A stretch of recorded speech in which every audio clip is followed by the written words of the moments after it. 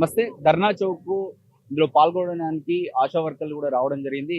ఒకసారి మాట్లాడదాం. నమస్తే అమ్మ. నమస్తే అండి. ఎక్కడి నుంచి వచ్చారు? నేను లాలపేట నుంచి వచ్చామండి. ఎలాంటి సమస్యలు ఉన్నాయి?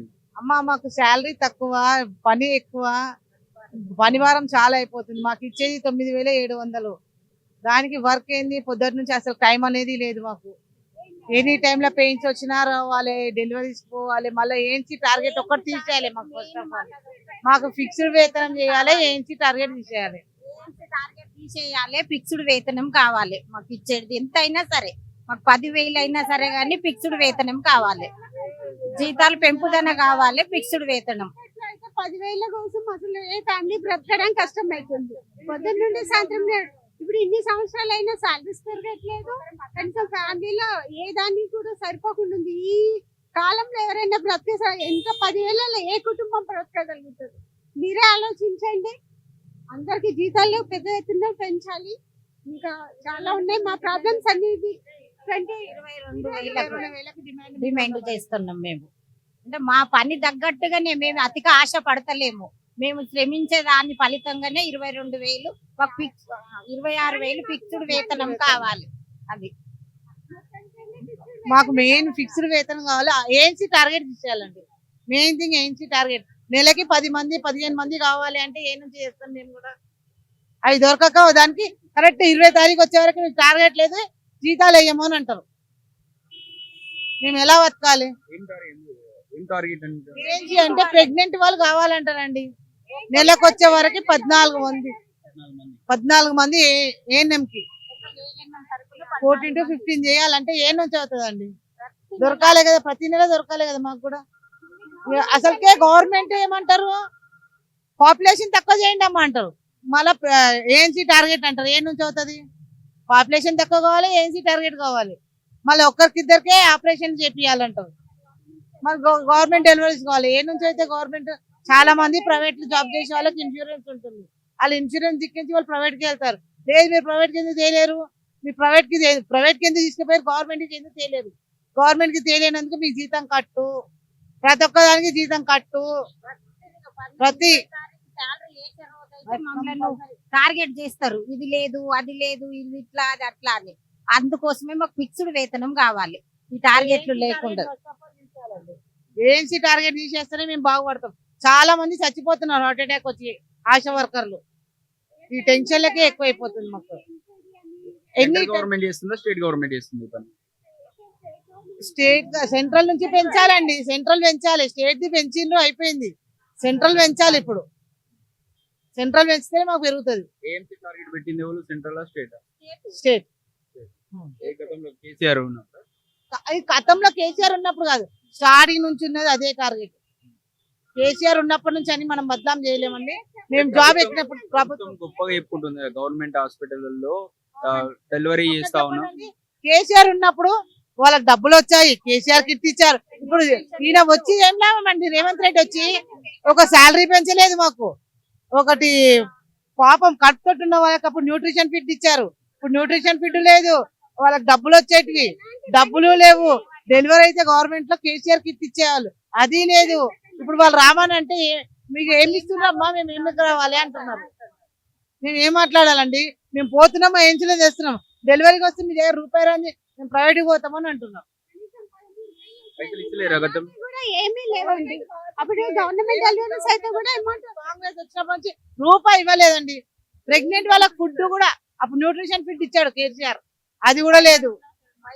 అన్నది ఒక్కటి కూడా లేదు. అప్పుడు ఎలాంటి ఈ పరిస్థితిలో ఎవరు ప్రెగ్నెంట్ వాళ్ళు ఎక్కువ గవర్నమెంట్ రావడానికి ముందు పడతారు చెప్పండి. డెలివరీ కావాలి గవర్నమెంట్ అంటే వాళ్ళకి మనం ఏమైనా చూపిస్తే వాళ్ళు వస్తారండి. ఏది లేని ఎట్లా వస్తారు గవర్నమెంట్ కి డెలివరీకి? ఒక డెలివరీ అయితే ఒక కిట్టు లేదు. మళ్ళీ వాళ్ళకి ఏమైనా డబ్బులు పడుతున్నాయా? ఏం లేదు. అప్పుడన్నా ఆడపిల్ల పుడితే 13,000, మగ పిల్లాడు పుడితే 12,000 కేసీఆర్ ఉన్నప్పుడు ఇచ్చాడు. ఇప్పుడు వీళ్ళకి ఏమైతుంది డబ్బులు ఇవ్వడానికి? గవర్నమెంట్ ఇచ్చినప్పుడు అదే గవర్నమెంట్ కంటే మేము అన్ని ఎక్కువ చేస్తామని ఎలక్షన్స్ అప్పుడు అన్ని గొప్పలు చెప్పుకుంటారు కాంగ్రెస్ వాళ్ళు. మరి ఒక్కటి కూడా అందులో అది పాటిస్తలేరు, ఏది అమలు చేస్తలేరు. మీకు 18,000 చేస్తానని అన్నాడు రేవంత్ రెడ్డి. మరి 18,000 కాదు, ఇప్పుడు 10,000 కూడా లేవు కదా. అయినవి ఆ విషయాలు కూడా ఏవి ముందు కాలేదు. ఈ కనీసం ఏఎన్సీలు ప్రెగ్నెంట్ వాళ్ళకి గవర్నమెంట్ డెలివరీస్ వాళ్ళకి కూడా ఏది అవుతలేదు. ఎవరికి సొంత ఇల్లు లేవు, ఈ వచ్చే జీతాలు సరిపోవు. కనీసం ఫిక్స్డ్ వేతనం అయితే పెంచాలి. ఎన్ని అవర్స్ పని చేస్తారు డైలీ? డైలీ అబ్బాయి టైం లేదండి, మాకు టైం లేదు. 9 కి ఎక్కామా, నైట్ లో 12 అయినా 1 అయినా ఎవరైనా ప్రెగ్నెంట్ వాళ్ళు రిఫర్ తీసుకెళ్లాలంటే తీసుకెళ్లాల్సిందే. మేము వాళ్ళు డెలివరీ అయ్యి గాంధీలో వాళ్ళని బెడ్ మీద వేసేదాకా ఉండాలి. మళ్ళీ మేము పండుగలు లేవు, పబ్బాలు లేవు. మళ్ళీ గాంధీలో లోపట్లకు ఆశాలు రావద్దు, బయటనే. వాళ్ళంటారు మీరు వచ్చింది ఎందుకమ్మా మా ఎంబడి ఉండాలని వాళ్ళంటారు ప్రెగ్నెంట్ వాళ్ళు. వీళ్ళేమో బయట నుంచి ఎలా కొడతారు. ఎట్లా చేస్తాం మేము? గేట్ కాడ నుంచి వెళ్ళాడు రాసే వర్కర్ బయటికి ఉండి వచ్చిందిగా ప్రెగ్నెంట్ ఆమె చెప్తుంది, ఆమె పడిపోతుంది. ఆడెవరు జిమ్మదారి? సమస్యలే ఉన్నాయండి, ఎక్కడికి వెళ్ళినా సమస్యలే ఉన్నాయి మాకు. ఎంతమంది ఉంటారు రాష్ట్ర వ్యాప్తంగా? రాష్ట్ర వ్యాప్తంగా 27,000 మంది ఉన్నారండి. మహిళలే. మహిళలే. ఆశా వర్కర్లు అంటేనే మహిళలే.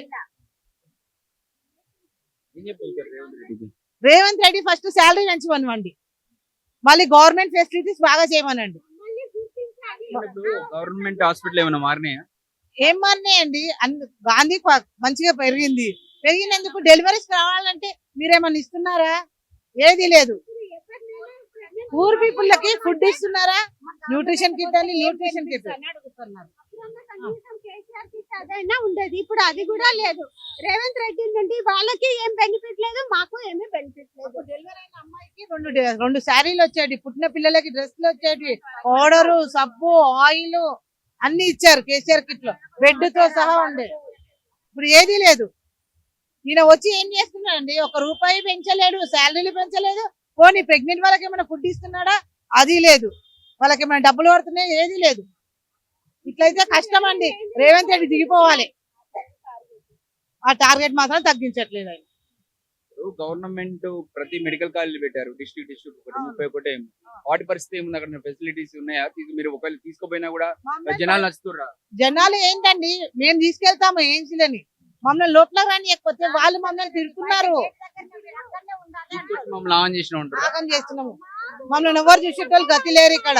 మేము కింద పడిపోతే కూడా చూసే మానవులే లేరు. మేము ఎట్లా అమ్మా మీరు రారా అంటారు, అక్కడికి వచ్చినాక లోపట్లో కూడా పట్టించుకోవడం మమ్మల్ని. మేము ఎట్లా బతకాలి? మేము మా పిల్ల చచ్చిపోతే మీరు బాధ్యతనా అని అడుగుతున్నారు పేరెంట్స్ అడుగుతున్నారండి. మేము ఏం చెప్పాలి అప్పుడు? మమ్మల్ని లోపట్లకి రానియరు. డాక్టర్స్ అయినా ఉన్నారా కనీసం హాస్పిటల్? డాక్టర్స్ ఉన్నారండి, గాంధీలో ఉన్నారు, మల్కజీర్లో ఉన్నారు, ఎక్కడైనా ఉన్నారు, పేట్లపూర్తి అంతటా ఉన్నారు. డాక్టర్స్ లేరని లేదు. పేషెంట్ తోటి మమ్మల్ని లోపల రానివ్వాలి, అది ఒక్కటి చేయమనండి ఫస్ట్. విలేజ్ నుంచి వచ్చారు ఎవరన్నా? విలేజ్ నుంచి ఇక్కడ నుంచి మేమంతా ఇక్కడదే వచ్చారు. విలేజ్ నుంచి వచ్చే వాళ్ళు అక్కడ నుంచి సుందర్ పార్క్ నుంచి వస్తున్నాం.